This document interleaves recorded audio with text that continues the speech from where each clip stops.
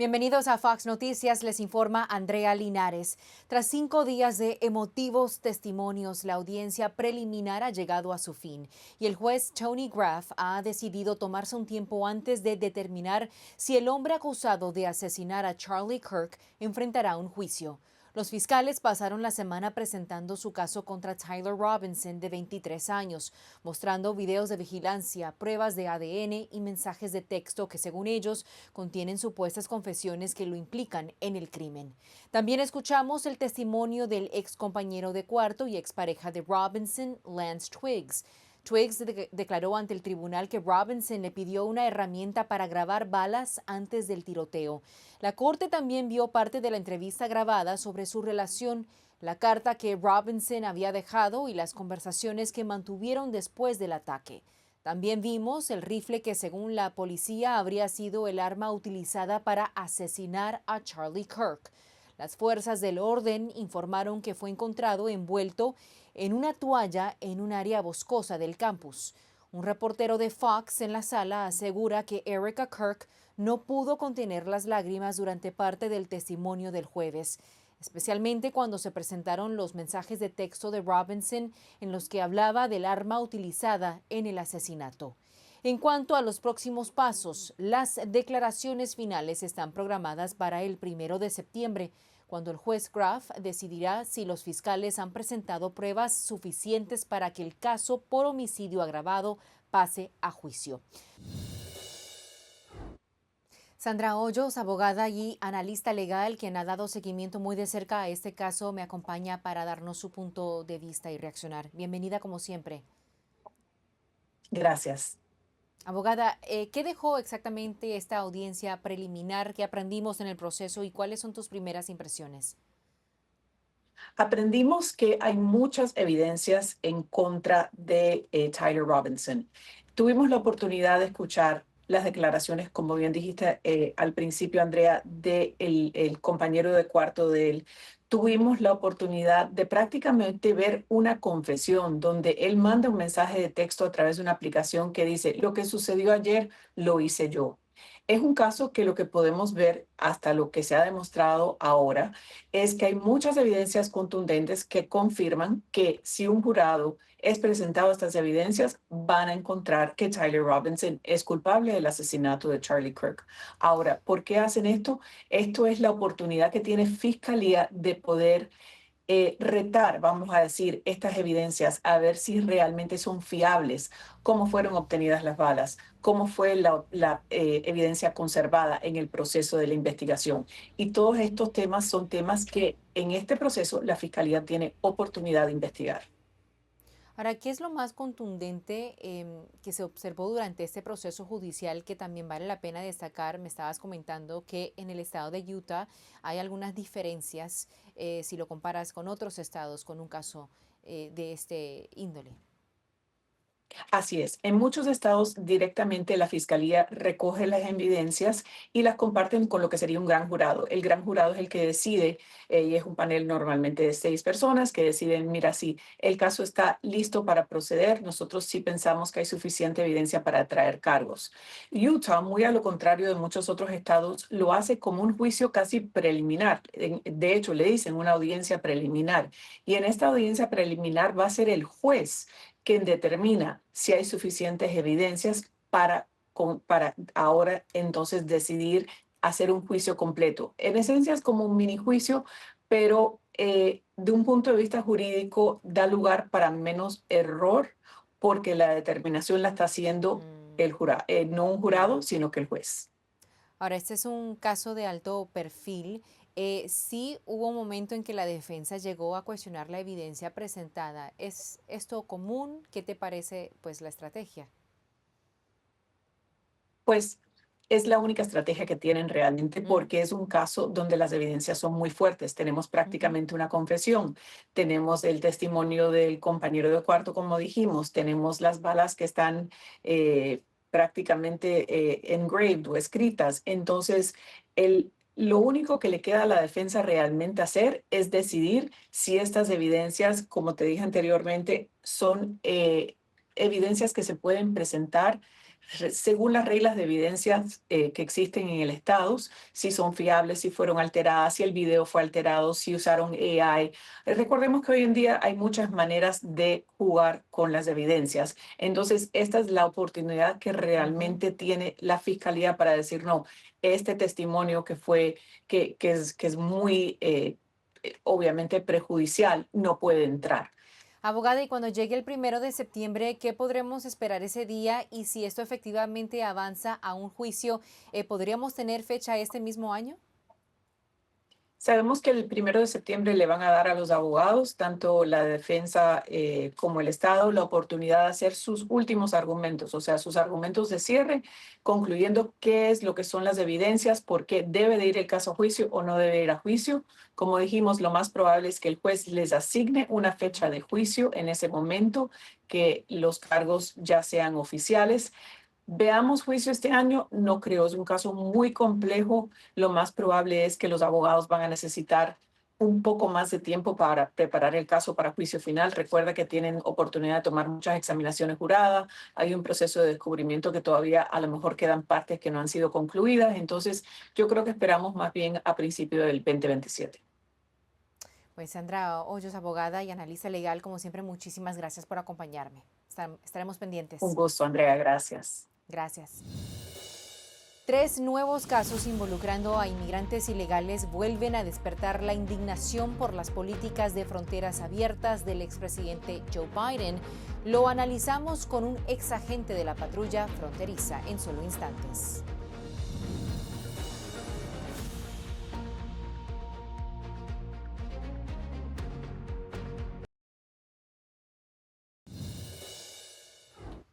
Bienvenidos de vuelta a Fox Noticias. Hablemos de inmigración porque 3 nuevos casos judiciales están poniendo de relieve el devastador impacto de la política de fronteras abiertas del expresidente Joe Biden.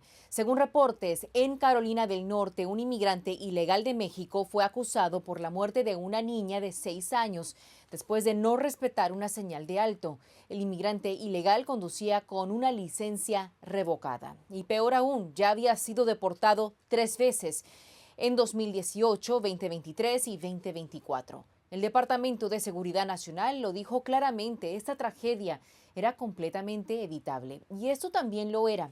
En Pensilvania, un camionero de Haití fue acusado tras un accidente que causó la muerte de un policía estatal. Según ellos, el hombre haitiano es un inmigrante ilegal e ingresó a los Estados Unidos bajo las protecciones del programa de permiso humanitario de la administración Biden y obtuvo ilegalmente una licencia comercial. Y en la frontera sur, al parecer, 3 inmigrantes indocumentados de México fueron arrestados mientras intentaban ingresar a Texas. 2 de ellos portaban rifles automáticos. Es un recordatorio espantoso que no importa lo que digan los liberales, la izquierda, la amenaza sigue llegando desde nuestra frontera sur como resultado de las devastadoras políticas migratorias del expresidente Biden. Artel Cueto, ex agente de la patrulla fronteriza y actual asesor de seguridad de la Federación para la Reforma Migratoria Americana, me acompaña. Bienvenido como siempre, Art, a Fox Noticias. Gracias. ¿Qué nos reflejan estos casos tan tristes sobre cómo el tema fronterizo ya no es únicamente de inmigración, sino también un tema importantísimo sobre la seguridad nacional?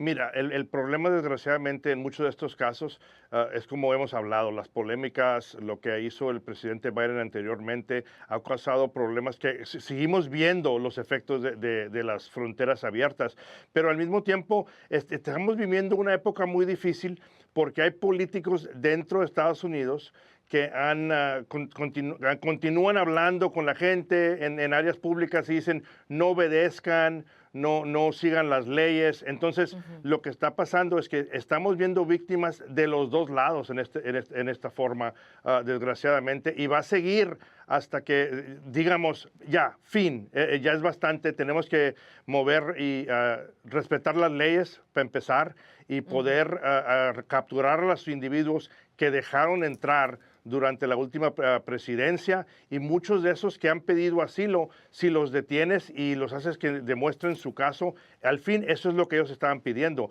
Pero si no hacemos eso, vamos a seguir viendo tragedias de los dos lados del argumento. Y lo hemos visto toda esta semana, y parece que cada 2 semanas volvemos a hablar de lo mismo, volvemos a hablar de individuos que entraron al país ilegalmente porque no vieron correctamente su récord y están causando diferentes crímenes dentro de Estados Unidos. Tristemente. ¿De qué manera pueden llegar a influir este tipo de incidentes en el debate sobre recursos adicionales para la patrulla fronteriza y también para esa vigilancia a lo largo de la frontera? Porque uno también se pregunta cómo es posible que este camionero, en uno de estos casos que mencioné, también tenía esa licencia comercial para conducir. El problema ha sido cuántas licencias dieron a cuántas diferentes personas. No nomás licencias, sino que permisos de trabajo que también se dieron durante la época del Biden. A mí me llegan constantemente fotos y las he puesto, varias fotos las he puesto en mis redes sociales y me las quitan, me las bajan por diferentes motivos. Alguien se molesta, pero muchas de estas tarjetas de licencias de manejar y tarjetas de trabajo dicen el primer nombre, y donde pides el apellido de la persona, dice apellido sin conocer. Entonces, ¿cómo es posible que tantas identificaciones se dieron a personas con el nombre de sin conocer bajo un apellido? Pero entonces hay fallas también en el sistema y de alguna forma las conocen, se aprovechan de esas fallas, ¿no? ¿Cómo podemos llegar a corregir este problema? El problema es corregirlo, que no vuelva a suceder, pero al mismo tiempo tenemos que tratar de localizar a estas personas, tratar de detener a estas personas, y sin embargo hay políticos que continuamente están atacando a diferentes personas dentro de ICE, dentro de Border Patrol, los agentes tratando de hacer su trabajo. Entonces el problema ese es más grande porque siguen poniendo obstáculos en contra de las personas que están tratando de arreglar las leyes. ¿Qué deberían entender el público sobre los casos que involucran a personas que ingresan ilegalmente al país en múltiples ocasiones y luego pues termina ocurriendo una tragedia como esta? Hay quienes ya lo hemos escuchado, dicen no, es porque están en contra de la comunidad inmigrante o simplemente están trabajando porque tienen que llevar el pan de cada día a su hogar. ¿Cuál es su mensaje para ellos? Mira, el problema es que hay muchas personas de la prensa, especialmente de habla hispana, que no han tenido su propia narrativa y han dicho que están en contra de los migrantes. Hay mucha diferencia entre una persona que está aquí legalmente y alguien que está ilegalmente. Nadie está en contra de los migrantes. La Border Patrol, los agentes de ICE no están en contra de la migración. Muchos de ellos son inmigrantes, incluyéndome a mí mismo. Estamos en contra de la inmigración ilegal. Entonces hay que distinguir la diferencia entre legal y ilegal, y no se trata de qué raza eres, si eres hispano o no eres hispano. Durante la época de Biden entraron personas ilegalmente a Estados Unidos de 168 diferentes países. Es que la inmigración ilegal trae serias consecuencias. Artel Cueto, ex agente de la patrulla fronteriza, como siempre, muchísimas gracias. Gracias también por ese mensaje tan claro. Buen día. Gracias. Y también el presidente Trump parece haber suavizado su tono tras amenazar con detener el comercio con España, pero advierte que sigue insatisfecho. Analizamos las repercusiones diplomáticas y el impacto económico de esta tensión después de esta pausa.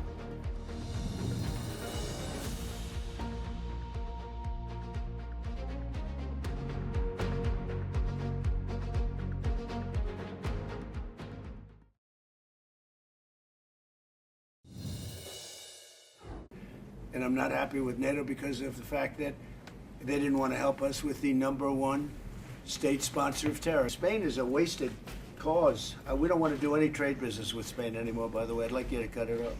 Spain is a terrible partner in NATO. I don't want anything to do with Spain. Cut off all trade with Spain, please, including visits. Bienvenidos de vuelta a Fox Noticias. Pasamos a la creciente tensión diplomática entre el presidente Donald Trump y el gobierno socialista de España, encabezado por Pedro Sánchez. Durante meses, el presidente Trump ha estado frustrado con España por dos temas críticos: la decisión del gobierno español de no permitir el uso de su espacio aéreo y de sus bases para operaciones militares de Estados Unidos relacionadas con Irán, y su resistencia a la exigencia de que los países miembros de la OTAN aumenten su gasto en defensa. Esas tensiones escalaron durante la cumbre de la OTAN celebrada la semana pasada en Turquía, y el enojo de Trump con Sánchez quedó completamente en evidencia. Amenazó con suspender todo el comercio con España y calificó al país como un socio terrible. Sin embargo, más tarde ese mismo día, a bordo del Air Force One, Trump adoptó repentinamente un tono más moderado. Dijo a los periodistas que España había atendido una solicitud relacionada con lo que él describió como muchos pagos, en referencia a sus exigencias sobre las contribuciones de España a la OTAN. Pero las autoridades españolas rechazaron esa versión. El ministro de Asuntos Exteriores de España, José Manuel Álvarez, dijo que no sabía de qué hablaba el presidente. Por ahora, todo indica que las aguas diplomáticas entre los dos aliados de la OTAN se han calmado. Sin embargo, el presidente Trump insiste en que sigue sin estar satisfecho con España. Para abordar el tema, me acompaña la economista española María Lorca Azucino. Como siempre, María, bienvenida a Fox Noticias. Muchísimas gracias. Mucha tensión diplomática entre ambos países. El presidente Trump ha sostenido además durante años que Estados Unidos carga con una parte desproporcionada de la defensa de la OTAN. Este caso refuerza este argumento. ¿Qué sucede en la actualidad? Bueno, sí, el presidente Trump tiene muchísima razón, porque desde que la OTAN se fundó, básicamente todos los países tienen que contribuir a la defensa de Europa, porque básicamente es a lo que se viene a defender, ¿no? Pero hemos estado viendo que por unas razones o por otras han estado intentando evadir, ¿no?, el pago de este famoso 2, y ahora que va a ser un 5%, y bueno, España, por la situación económica que tiene, con unos presupuestos que llevan años sin ser, digamos, aprobado en Cámara, pues obviamente no quiere poner, por cuestiones políticas y económicas, ¿no?, este 2% que le requieren, y de aquí estos dimes y diretes. Ahora, aunque España ha aumentado su presupuesto de defensa, ¿por qué exactamente es que sigue rechazando esa meta del 5% del PIB propuesta por la OTAN? Mira, yo creo que es una cuestión política, ¿no? Aquí en España, cuando era tiempo de votar, ¿no?, si se entraba a la OTAN o no, pues justamente el Partido Socialista, que en aquella época estaba en la oposición, no quería que España fuera parte de la OTAN, ¿no? Entonces, digamos que es una postura un poco antibelicista, ¿no? Pero por otro lado también creo que es por cuestiones económicas, porque realmente el Reino de España en sí, como te he dicho, los presupuestos están bastante apretados, el dinero está yendo a muchas partidas que, bueno, que no están siendo auditadas porque no son presupuestos aprobados, y yo creo que es una cuestión de que el dinero no está. Ahora, Trump además amenazó con suspender el comercio con España. ¿Cuál sería el impacto en el día a día para los consumidores? Mira, eso no lo puede hacer porque España está dentro de la Unión Europea y el comercio con los Estados Unidos es a través de la Unión Europea, ¿no? Puede venir y decir, bueno, vamos a tener o a imponer unos aranceles, ¿no?, en unos productos específicos, que pueden sacar alguna orden o directiva que lo proponga, ¿no? Pero eso es bastante difícil que lo puedan llevar a cabo. Entonces, ¿por qué crees que se comunica de esta manera? ¿Qué quiere enviar? ¿Qué tipo de mensaje quiere enviar con ese tipo de declaraciones, María? Mira, yo creo que lo que está intentando decir el presidente Trump es que España, con esa actitud, tiene tres riesgos. El primer riesgo es un riesgo económico, el segundo riesgo es un riesgo de reputación, y el tercero, para mí más importante, debido a las ciudades de Ceuta y Melilla, que no están bajo el paraguas de la OTAN. Esto es muy importante porque están en territorio, en continente africano. Lo que está diciendo es que si hay algún problema, y ojo, Marruecos tiene una grandísima relación con Estados Unidos, porque aunque no es parte de la OTAN, es para los Estados Unidos un socio imprescindible. De hecho, tiene un estatus especial dentro de no ser socio de la OTAN. Por lo tanto, aquí tenemos que tener cuidado. Y yo creo que esto es lo que está diciendo un poco Trump. Ceuta y Melilla podrán, si pasa algo, podrán ser, digamos, defendidas por la Unión Europea, pero no por la OTAN en el artículo 5. En general, ¿estaría funcionando la estrategia del presidente Donald Trump? Mira, yo creo que el presidente Donald Trump no tiene que hacer ninguna estrategia con España, porque siguiendo lo que son como se habla, ¿no?, en círculos políticos, los Estados Unidos es el país hegemónico, ¿no? Y cuando cualquier presidente de los Estados Unidos habla, el mundo oye, ¿no? Entonces yo creo que a buen entendedor pocas palabras faltan. Yo creo que el presidente de España, el presidente Sánchez, lo que está teniendo es un posturismo, porque acuérdate que en abril él reunió en Barcelona, ¿no?, bajo lo que se llamó defensa de la democracia, a presidentes como Lula, presidente como Sheinbaum, presidente como Boric, ¿no? Entonces yo creo que esto no va por ningún camino, simplemente una cuestión política del presidente Sánchez para volverse reelegido en unos años. Estaremos muy pendientes a esta tensión entre ambos países. María Lorca Susino, como siempre, muchísimas gracias por acompañarme en Fox Noticias. Gracias por su tiempo. Buen día. Muchísimas gracias. Y ahora regresamos con más información aquí en Fox Noticias. Mantenga la sintonía.